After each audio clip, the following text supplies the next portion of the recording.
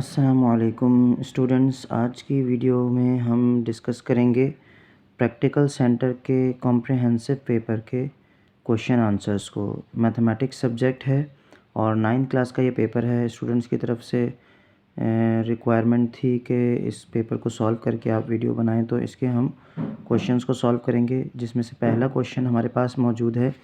Chapter 1 में से ही दिया गया है कि if Z1 is equals to -4 plus 6 iota and Z2 is equals to 2.5 minus 2 iota, then verify that Z1 plus Z2 is equals to Z1 plus Z2 का whole conjugate is equals to Z1 conjugate plus Z2 conjugate. अच्छा, इस तरह के questions करने का फ़ायदा ये होता है कि इसमें आपको हाथ का हाथ आंसर पता चल जाता है कि आपका सही है या नहीं है। अगर आपके वेरीफाइड या शो दैट या प्रूव दैट के क्वेश्चन आंसर्स होते हैं, उनमें हमने दो साइड्स दी हुई होती हैं, left hand side and right hand side. दोनों को अगर हम इक्वल ले आएँ तो हमारा आंसर इसका मतलब ठीक है। ठीक है। हाँ, अब सबसे पहले हम लेफ़्ट हैंड साइड को सॉल्व करेंगे, जिसमें हमें कहा गया है कि Z1 प्लस Z2 का होल कॉन्जुगेट हमें निकालना है।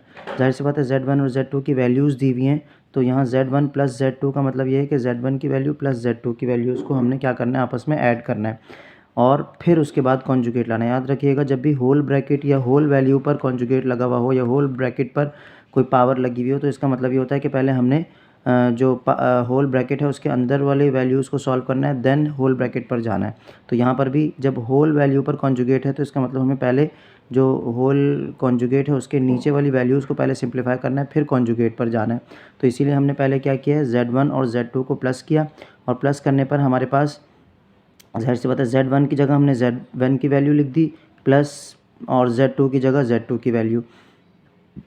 फिर उसके बाद इन दोनों वैल्यूज़ में सबसे पहले तो हमने जो कांस्टेंट है -4 एंड 2.5, ये 2.5 को जब हम सॉल्व करेंगे तो ये 2 2 ज़ा 4, 4 प्लस 1 5, 5/2 बन जाएगा। ये इसको सिंप्लीफाई करना उम्मीद है आपको आता होगा, तो इसीलिए इसको सिंप्लीफाई करके नहीं दिखाया, बस मैंने डायरेक्ट 2.5 को जब मैंने शिफ्ट किया है इसके जैसे कांस्टेंट वैल्यू के साथ, तो वहाँ मैंने इसको ट्रांसफ़र करके लिख दिया। इसको मैंने ट्रांसफॉर्म कर दिया है किसमें, इसकी होल वैल्यू में। 2 2 ज़ा 4, 4 प्लस 1 5/2। और इसी तरह जो हमारे पास इमेजनरी वैल्यूज़ थी 6 आयोटा एंड 2 आयोटा, इन दोनों को हमने एक साथ लिख दिया। जब वैल्यूज़ आप शिफ्ट कर रहे हो एक ही साइड पर, इक्वल टू के एक ही साइड पर रखते हुए जब आप वैल्यूज़ शिफ्ट कर रहे होते हैं, तो ध्यान रखा करें कि यहाँ हमने साइन को चेंज नहीं करना होता। जो साइन जिस वैल्यू के पीछे लिखा हुआ होता है, वो साइन को एज इट इज़ कॉपी करना होता है। जैसे 2.5 के पीछे प्लस लिखा हुआ था, तो हमने यहाँ पर 5/2 के पीछे प्लस ही लिखा है। 6 आयोटा एज इट इज़ रहा, और -2 आयोटा जब हमने लिखा तो उसके साथ minus sign as it is रहा। तो ये साइन जो है ना, वो चेंज नहीं होना चाहिए जब आप एक स्टेप से दूसरे स्टेप में शिफ्ट हो रहे हों, एक ही साइड पर रहते हुए। ठीक है। अच्छा, फिर उसके बाद जब हमने इन दोनों वैल्यूज़ को सिंप्लीफाई किया, इन दोनों वैल्यूज़ को सिंप्लीफाई कैसे करेंगे, इनका एलसीएम लेंगे। एलसीएम कैसे लेते हैं, अब 4 के नीचे कुछ नहीं है तो 1 है। ठीक है, तो 4 के नीचे कुछ नहीं है तो ये 2 4 से जाकर मल्टीप्लाई हो जाएगा। 4 2 ज़ा 8 और प्लस 5/2। ठीक है, और ये नेगेटिव साइन इसके साथ एज इट इज़ आ जाएगा। अच्छा, यहाँ पर ये एलसीएम कैसे लिया गया है, इसका भी अगर आपको नहीं समझ में आया तो आप कमेंट में बता सकते हैं, मैं आपको इसके बारे में गाइड कर दूँगा। वैसे ये 9th क्लास में आपको थोड़ा सा आइडिया होना चाहिए कि एलसीएम कैसे लेते हैं। फिर उसके बाद ये हमने इमेजनरी वैल्यूज़ को प्लस किया। इमेजनरी वैल्यूज़ में एक 6 आयोटा है और एक 2 आयोटा है, तो 6 - 2, ज़ाहिर सी बात है बड़े नंबर प्लस माइनस माइनस होता है और साइन बड़े नंबर का आएगा, तो 4 आयोटा यहाँ पर आ गया। -8 प्लस 5/2, तो न्यूमिनेटर को जब हम सिंप्लीफाई करेंगे तो प्लस माइनस प्लस माइनस, लेकिन साइन बड़े नंबर का आएगा। 8 में से 5 निकालेंगे, -3/2 और प्लस 4 आयोटा। अच्छा, ये हमारे पास Z1 प्लस Z2 की वैल्यू आ गई, लेकिन हमें जैसे कहा गया था कि सिर्फ Z1 प्लस Z2 नहीं निकालना है, इसका कॉन्जुगेट भी निकालना है। तो इसका कॉन्जुगेट क्या मतलब होता है, कॉन्जुगेट का मतलब होता है कि जो इमेजनरी पार्ट है उसकी साइन चेंज कर देनी है। तो हमने बोथ साइड्स पर कॉन्जुगेट लिया। बोथ साइड्स पर जब कॉन्जुगेट लिया तो हमारे पास राइट साइड पर आप देख सकते हैं कि फर्स्ट स्टेप में ही आपने साइन चेंज नहीं कर देना। जब आपके पास कॉन्जुगेट ऊपर लगा हुआ है तो यहाँ साइन चेंज नहीं कर सकते आप। जब आपने कॉन्जुगेट हटाना है फिर साइन चेंज होगा, याद रखिएगा। तो इसीलिए हमने क्या किया, Z1 plus Z2 is equals to as it is value लिख दी जैसे ऊपर लिखी हुई थी, और दोनों साइड्स पर कॉन्जुगेट लगा दिया। अब नेक्स्ट स्टेप में हम यहाँ से कॉन्जुगेट रिमूव करेंगे और इमेजनरी पार्ट का साइन चेंज कर देंगे।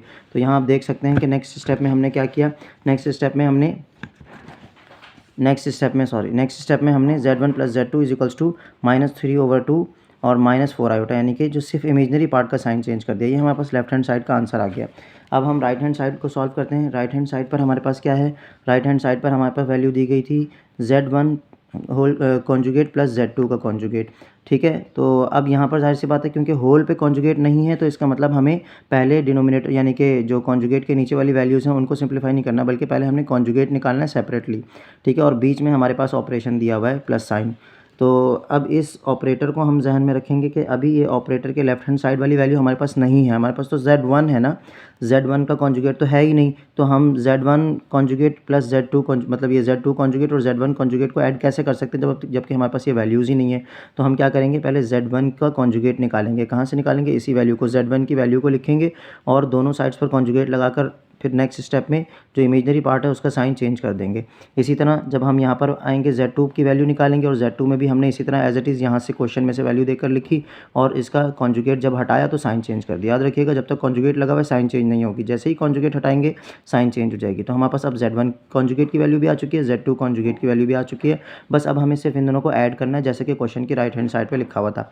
तो इन दोनों को कैसे ऐड करेंगे, Z1 कॉन्जुगेट की वैल्यू लिखेंगे, फिर प्लस Z2 कॉन्जुगेट की वैल्यू लिखेंगे और इन दोनों को फिर हम क्या कर देंगे, प्लस करेंगे। प्लस करने का तरीका वही है कि पहले जो रियल पार्ट है उसको रियल पार्ट के साथ लिख दिया जाए और जो इमेजनरी पार्ट है उसको इमेजनरी पार्ट के साथ लिख दिया जाए।